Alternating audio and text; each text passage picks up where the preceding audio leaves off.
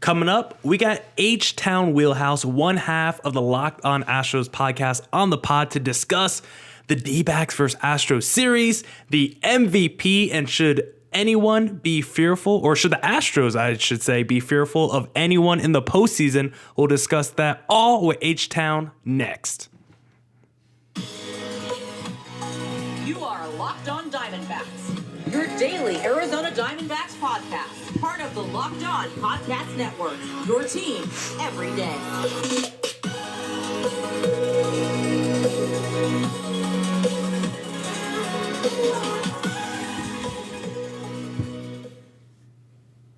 Welcome into the Locked On Diamondbacks podcast, part of the Locked On Podcast Network. Your team every day, listening to who? Always charismatic host of this podcast, Millard Thomas. I'm a multimedia journalist and I'm a graphic designer, so please go check out my website, millardthomas24.myportfolio.com. On there you can see all my latest work, from my packages to my articles to my photos and my graphic design. Go check us out on YouTube, Locked On Diamondbacks on there as well. And also, thank you for making Locked On Diamondbacks your first listen every day. I would not be able to do this podcast without you, my loyal listeners, sharing, subscribing, reviewing, doing all that so I could do this podcast for you. Thank you. It's free and available on all platforms, so please continue to tell your friends. And today's episode is brought to you by BetOnline. BetOnline has you covered this season with more props, odds, and lines than ever before. BetOnline, where the game starts. Now that we got all the details and the minutia out the way, it's time to talk a little baseball. It's playoff time. It's award season. So the D-backs are not in the postseason, so we had to bring on somebody who knows a thing or two about the playoffs because his team has been in the championship series or better every year since 2017. Really crazy to think about. So we got one half of the Locked On Astros podcast on the pod today. We got Htown Wheelhouse. Brett, how you doing today, sir? Man, I'm doing great. You know, it's great to talk to you. I always enjoy having you on the show. Sorry I wasn't able to be on there with you and Eric the other day, but you always bring the heat. You always got the great takes out there in Arizona. I mean, you got hot takes like that hot Arizona sun. So I appreciate that. Yeah, you know, the Astros are on this historic run. They're still on it. And if you would have told me 2 years ago that Carlos Correa wouldn't be in the playoffs in 2022, I would say, there's no way he's going to be an Astro for life. Well, we know things took a turn there. But really, I think one of the stories, and we can get into it a little bit, is Jose Altuve. Jose Altuve is quietly having almost a better season offensively than he had in 2017 when he won the MVP.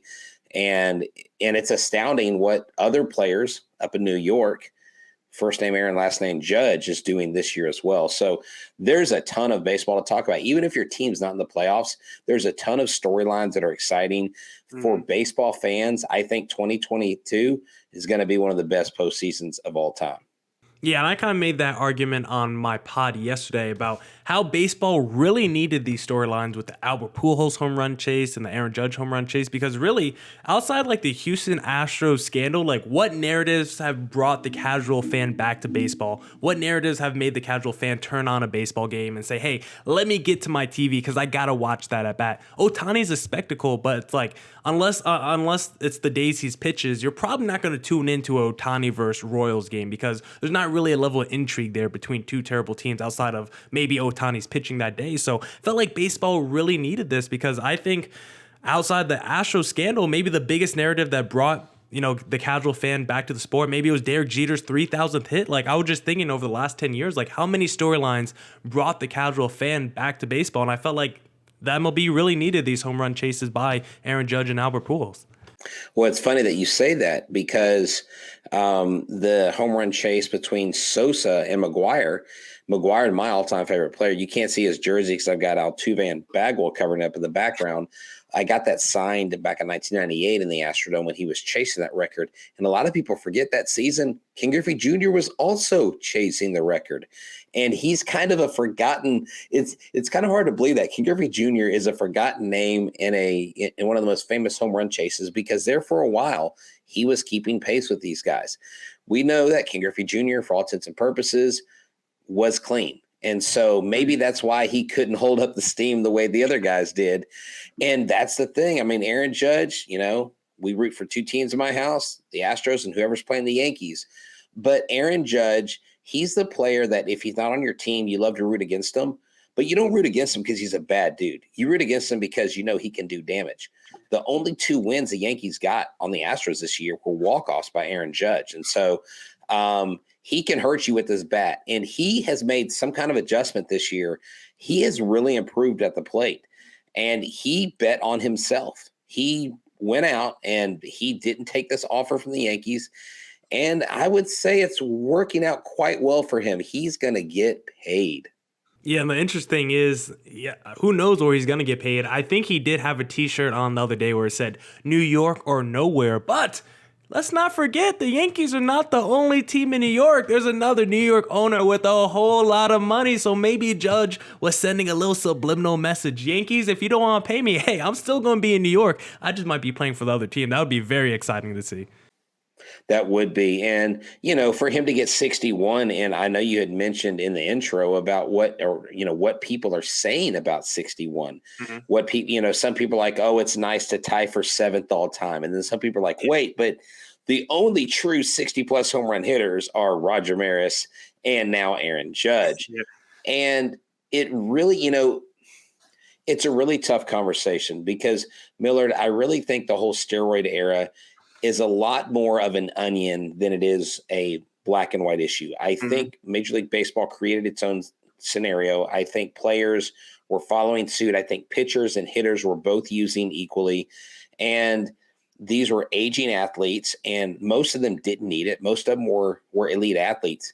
You had very few guys all of a sudden hitting 20, 30 home runs. It was the guys that had been hitting 30, 40 home runs started hitting 50 and 60 home runs. Mm-hmm. And when they started naming all the times that like Sosa and McGuire both hit 60-plus home runs. I mean, Sosa did it like 3 years for 3 seasons. McGuire did it for 2 or 3. But Aaron Judge, here's my question. Is Aaron Judge going to follow this up with another 60 home run season? Because if Aaron Judge does that puts him in rarefied air because he hasn't yet been linked to any steroids. I know a lot of people say, oh, he's probably using steroids. He's got a juice ball, blah, blah, blah. But he hasn't. And until someone's proven to have taken steroids and then until that's a part of the conversation, you got to say he's the first clean guy to hit 60-plus since Roger Maris. And Roger Maris Jr. kind of had a point in his press conference. Yeah, and let's not act like it's a total surprise. I'm not saying you, but like the general public, for the people who are saying he's taking steroids, like, yeah, it could happen, but let's not act like it's a total surprise he hit 60, considering as a rookie, he hit 52 home runs as a rookie. So it's like, so if like Pete Alonso all of a sudden hits 60 next year, like he's another guy that had 50 plus as a rookie, had 40 plus home runs this year. If all of a sudden he jumps to 60 plus home runs next year, then I don't think it would be something crazy. If someone that was, like you said, a 25 to 30 home run guy, and all of a sudden they're on pace to maybe have a home run record, like that's when you're like getting a little crazy and it's like, all right, let's get this guy drug tested. Right. It's kind of like a great Arizona Diamondback hitter, Luis Gonzalez. I would have to track his home run totals throughout the years real quick to see. Because he hit him and Steve Finley, man. They both started jacking some baseballs out of there. And we know Ken Caminetti's history and what he did in his career. It's funny. Someone the other day said, how do you know Jeff Bagwell didn't use steroids? I'm like, he never got caught. He never tested positive. So until I see a positive test, I'm not going to throw that on any player. I think it's just a way to bring somebody down. But this season, though, with Ohtani, with Judge, Yordan Alvarez was really sneaking into the MVP conversation. And then he kind of fell off. He went through a little bit of a slump, and I think that's what took off the Ohtani versus Judge. Yeah, because if you look at Jordan's, I think like WRC plus right around the All-Star break, I think he might have been ahead of Aaron Judge in that stat. So some numbers suggested he might have been the best offensive player at the time, despite Aaron Judge, having some more traditional numbers over Jordan at the time. Jordan still had maybe the advanced numbers over Judge. So it's very interesting because what is Jordan's like health right now? Because isn't he like in and out the lineup right now? He has been, he tweaked his left ankle the other day in the game, and he's had some issues. Like he slid into a base. Like I think they held him out for one game after that. Here's the thing: he's a big, menacing fella, and as big as Aaron Judge is, it's something about Jordan's size that I mean, you have to watch them. And I've never been to handle them like kids' gloves and I'm like, let them play as much as possible. Because I feel like if you're not playing them all you can, then you're trying to be too careful. Then you get into the psyche of the player. And the second the player starts thinking, I want to go out there and not get hurt, is usually when athletes get hurt. And Jordan's probably the closest guy to Judge in terms of measurements, just raw, because Judge is listed at 6'7", 282, which is just insane. But Jordan's at 6'5", 225, so he's a thick boy too. You can't play around with Jordan. No. I mean, and I just want to take this time to thank the Dodgers for Jordan Alvarez and Josh Fields. We continue. He's the gift that keeps on giving. Let me see. What was the deal? Did you guys trade for Jordan from the Dodgers? We traded Josh Fields for him. Wow. They needed a relief pitcher. And Josh Fields, respectably, didn't do terrible. Now, in the World Series, we hit him around. But Jordan Alvarez wasn't even really on the radar.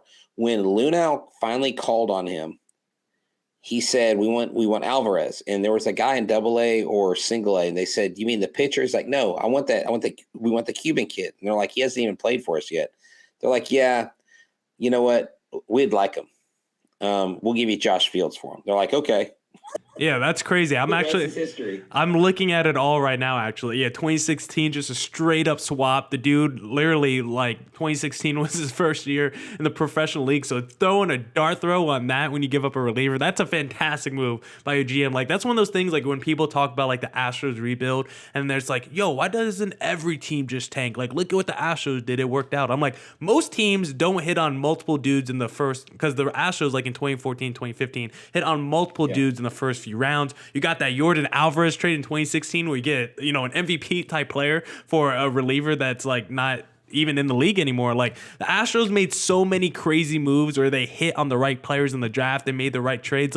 It was basically a perfect rebuild by the Astros to get to where they are now. I think most teams can't do that because you look at the Tigers, the Rangers, all these teams that have been rebuilding for years. It just does not work. The Astros model does not work because I think it was the perfect job of rebuilding. I think it was more of an outlier than a model of what you can use to base your own rebuilding off of.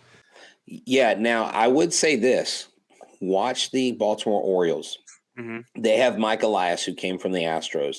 And this guy is quietly building. They are going to be the beast of the East. Mark my words, here in a couple of years, the Baltimore Orioles are going to win some AL East titles over the Yankees, over the Blue Jays, over the Rays, over the Red Sox. They have a perfect formula. They've got so many young studs. They've got pitchers. They've got guys in the minors they haven't even touched yet. And Mike Elias was one of the architects behind the Houston Astros building what they built. And that is what the Astros do so well, is they put the right guys in the right position. Jim Crane is a genius in putting people in the right position. Former Astros legend Dickie Thon, his son Joe Thon is one of the minor league managers. You've got minor league managers who have all kinds of wherewithal and they know what's going on. Oz Campo, who talked about Brent Strom when he was here. Brent Strom, who you guys have, would go down to the minor league camps, and he helped develop Garcia, Javier, Valdez, and these guys in Urquidy. He helped develop them. And now he passed it on to, we have Miller and Murphy.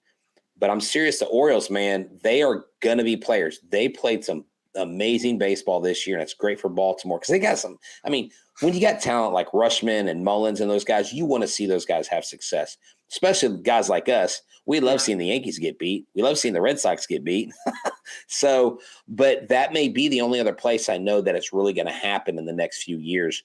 Baltimore's building a monster out there. I mean, you already, like you said, you already saw it this year going from worst to being an almost playoff team. They basically had to blow up their team at the deadline so they could stop winning games because they're like, whoa, we're years ahead of where we want to be in our rebuilding process. Let's slow it down. Let's scale it back and get some of these good players, veterans off our team at the trade deadline. Brett, I do want to ask you about who, because we touched on it a little bit about judging the MVP. So I want to ask you who you think is the AL MVP. But if you want to bet on who you think the AL MVP is going to be, hold on. Let me pull up the overlay. That's not the good one. There's the good overlay. Because if you want to bet on who's going to win the AL MVP, you need to head to betonline.net because it's your number one source for football betting info this season. Find all the latest player developments, team matchups, news, podcasts, and in-depth articles and analysis on every game you can find. And as always, BetOnline remains your continued source for all your sports wagering information with live betting and up-to-the-minute scores for every sport out there. The fastest and easiest way to check in on all your favorite games and events, including MLB, MMA, boxing, and golf. Head to betonline.net or use your mobile device to learn more. BetOnline, where the game starts. All right, we're here with Htown of Locked On Astros, real name Brett Wheelhouse. And Htown, I want to ask you, the MVP is highly debated. I feel like every time I say Judge is the MVP, I get 5 comments, call me an idiot. How can you not pick Ohtani? But I'm like, look, I tweeted this out today. Judge has the triple crown. He has the triple crown. He just broke, or he at least tied the record, the American League home run record. We don't have to talk about whether you think detained it or whatever record. The American League home run record, he tied that. Triple crown he currently leads the league in WRC+. All of a sudden, no one cares about WAR anymore. He leads the league in that, too. It's like he leads the league in all the stats. Ohtani, I know he can pitch, and I love Ohtani. He should finish second, but how can it not go to Judge in this historic season he's having? I agree with you 100%. I understand what Ohtani is, and I think Eric said it best. There needs to be a Babe Ruth award. Yeah, that would be and the one. Babe Ruth award would go to Ohtani until somebody else came in as a two-way player like Ohtani does. And it doesn't take away from what Ohtani's done. Now, had Aaron Judge cooled off, had he maybe got to 52 home runs, had he hit 280, had he kind of tapered off a little bit, then I think you have a stronger case for Ohtani.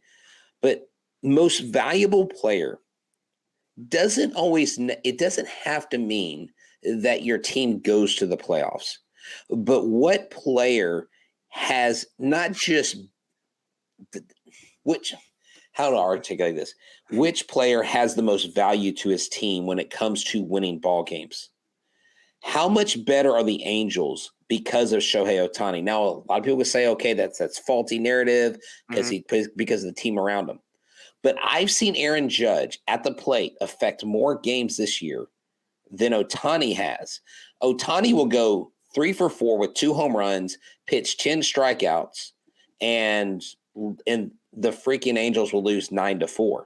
Now, if Ohtani's coming up in the bottom of the 9th and he's hitting walk-off home runs, to me, yes, Ohtani is valuable, but I don't see him as the difference maker in the games.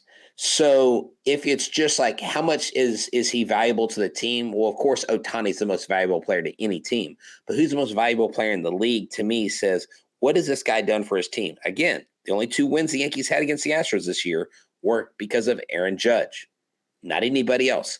And not only that, Aaron Judge has sustained his pace and is at a triple crown pace. He deserves the MVP because of his stat line alone. And I don't think there's any argument. There's going to be some first place votes for Ohtani. Again, had Ohtani maybe had a few more wins under his belt, had the Angels moved the needle a little bit with their team with Ohtani wins, 4 or 5 more wins, I just don't see how you ignore what Judge is doing because it's not just his bat.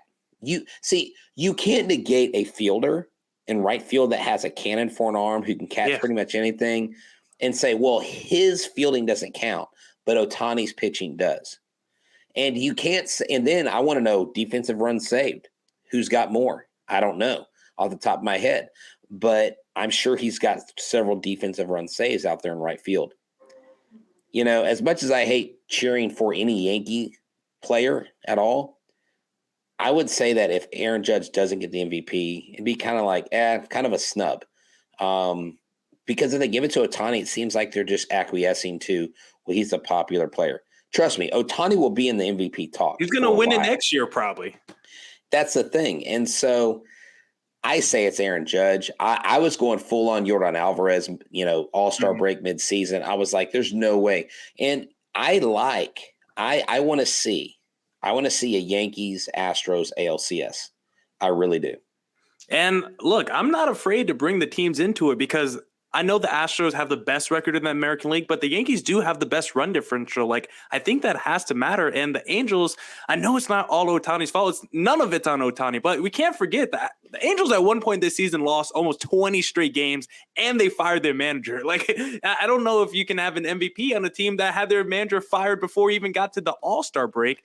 And also, a lot of people try to make this like hypothetical argument, like if you switch the teams, the Yankees might even be better. Actually, like I actually don't think that's true. I actually think the Yankees would be better with Aaron Judge as opposed to Ohtani, because I feel like they need I feel like the Yankees need Judge's bat more than they would need Ohtani's versatility with pitching and hitting, because the Yankees, their rotation has been very good this year. It's been very deep. Bullpen has been elite as well. But I look at that lineup, like if Judge tweaks an ankle, I've been saying this with Sully, like I look at the Yankees completely differently if Judge gets hurt and has to miss a week of games. A team like the Astros, if Jordan Alvarez gets hurt, I still view that Astros team as a potential championship World Series team. But if Aaron Judge gets hurt on the Yankees, I'm all of a sudden like, yo, the Yankees are out. They have no chance in the playoffs. I don't feel that way if, a guy like Jordan Alvarez or one of these other MVP candidates gets hurt. I think Judge just means so much more to the Yankees because of his at bat and all the runs and the walk-offs he needs to have this year.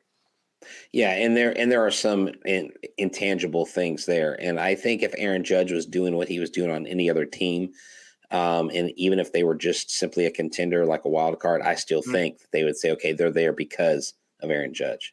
Yeah, and I've also said, like, if you switch Judge and Paul Goldschmidt, then yeah, I would probably give Ohtani whoa, hold on.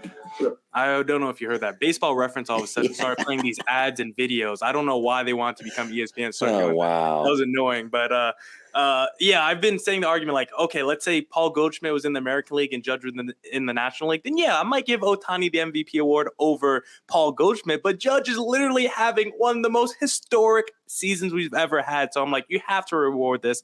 It just wouldn't be fair not to give it to Judge. So one other guy I want to ask you about when it comes to award season, because I want to bring it a little bit back to our Astros versus D-backs series, because in game 2, we got to see a battle of 2 Cy Young candidates. I don't think Zach Allen's going to win because Sandy Alcantara should be Cy Young hands down in the National League. But I think Zach Allen should finish top 3 and probably not 3. But Justin Verlander, he had another fantastic start as well. And I think he would have been the Cy Young favorite before he got hurt. So where do you think he's going to finish in the Cy Young race? Do you still think it's his award to lose? Because I know he lost a lot of ground, at least in terms of innings pitched. His sample size might not be as great as some of those other players.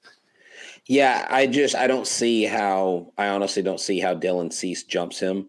The only other pitcher I think that deserves a nod over Justin Verlander, and I'm not being a homer when I say this, is Framber Valdez.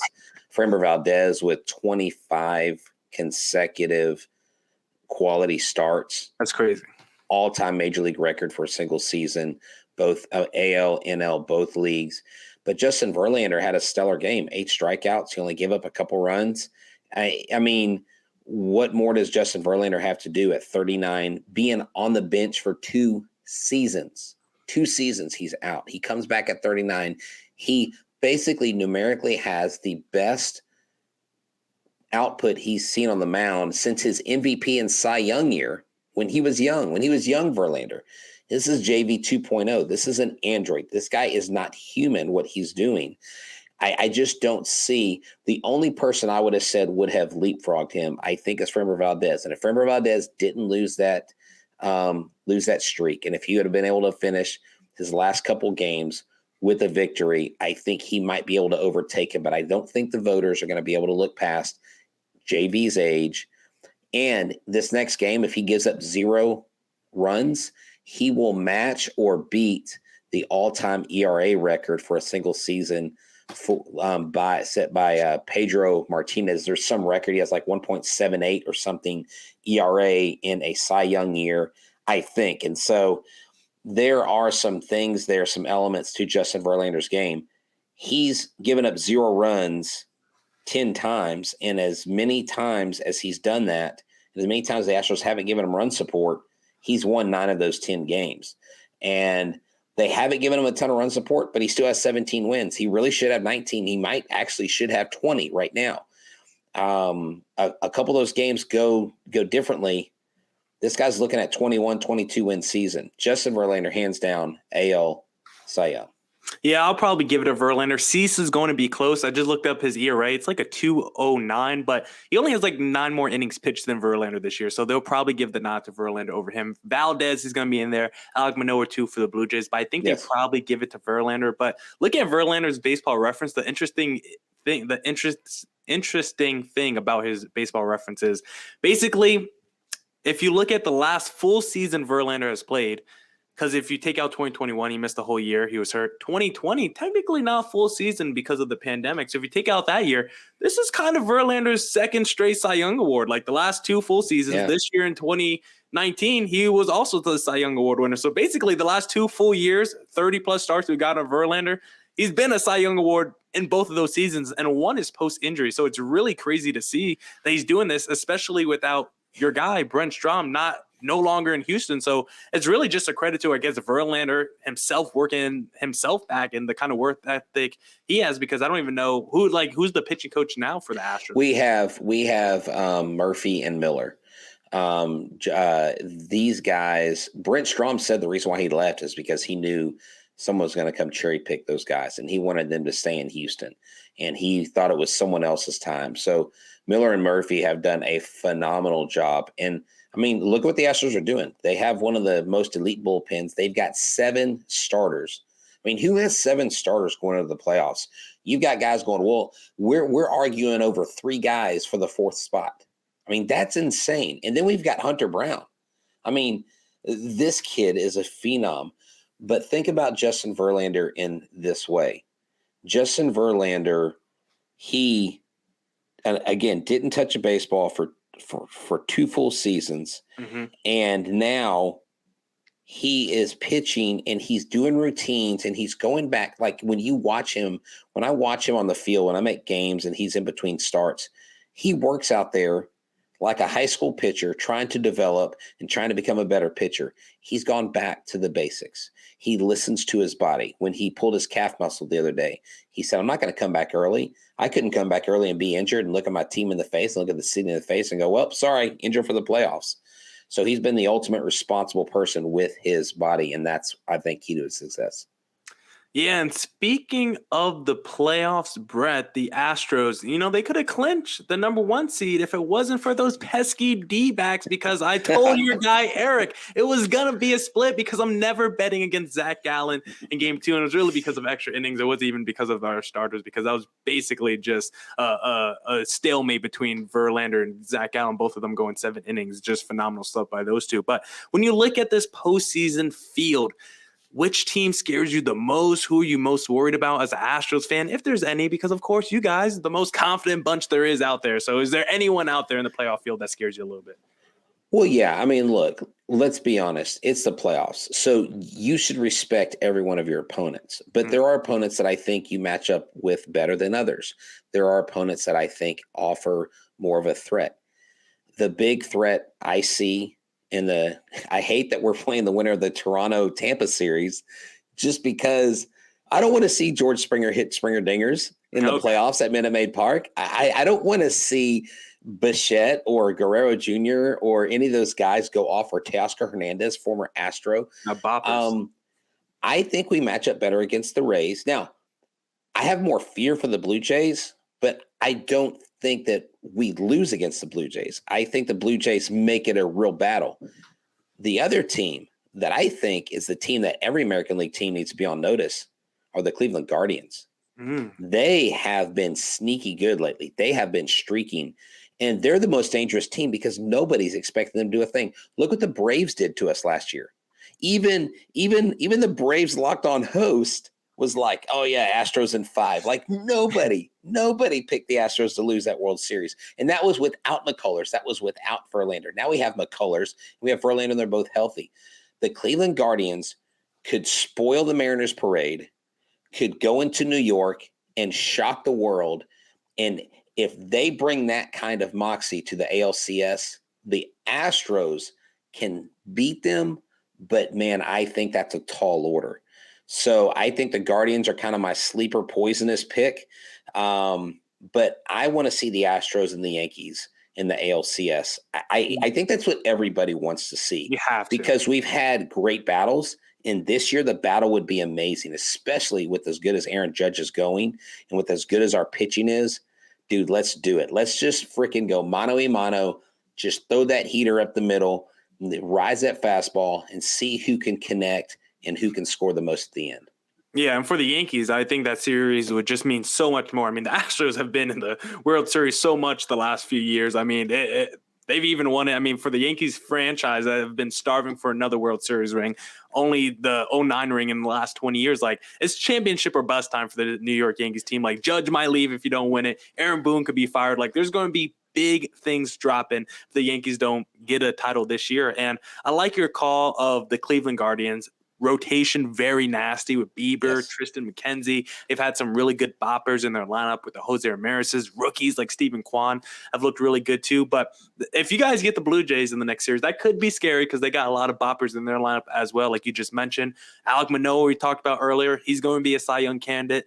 Maybe Barrios picks it up for the playoffs. We'll see. He hasn't been very good this year. But if you get Tampa Bay, if Tampa Bay beats the Blue Jays, I think you guys are walking into the championship series because Tampa Bay, to me, I don't know how much you watch basketball, but they're like a regular season, like a Utah Jazz or something like that. Like, they get a lot of wins in the regular season, but once you get to the postseason, I think they just get too much into the analytics. And it's like, listen, sometimes you just got to go with the vibes. Your guy is hot. Just keep him out there. They're like, nah, it's his second time through the order. We got to pull him right now. Like, I don't think the Rays model, it works for the postseason. I think it works really good for the regular season. But for the playoffs, I'm not a big proponent of Rays baseball usually. So if you guys get the Rays, I think you guys are walking to the championship series, Brett.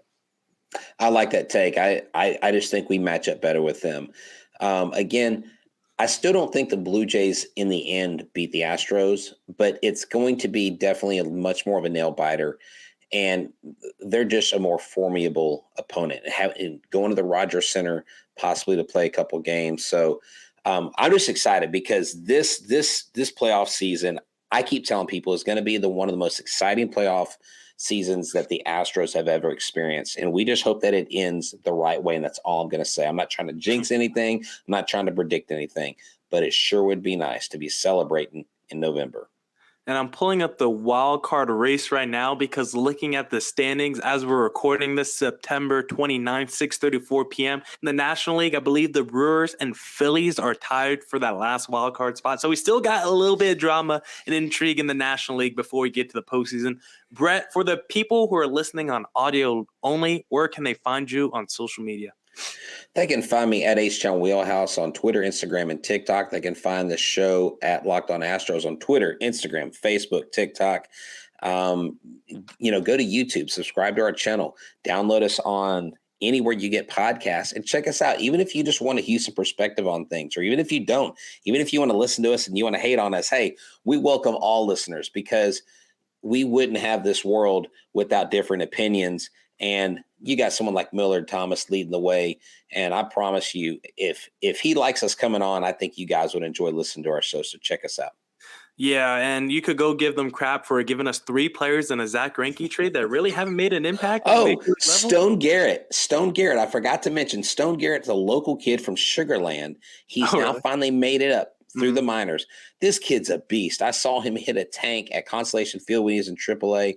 But I wish Stone Garrett all the best. It's really cool to see local kids from local high schools making it in the major league. So good luck to Stone going forward.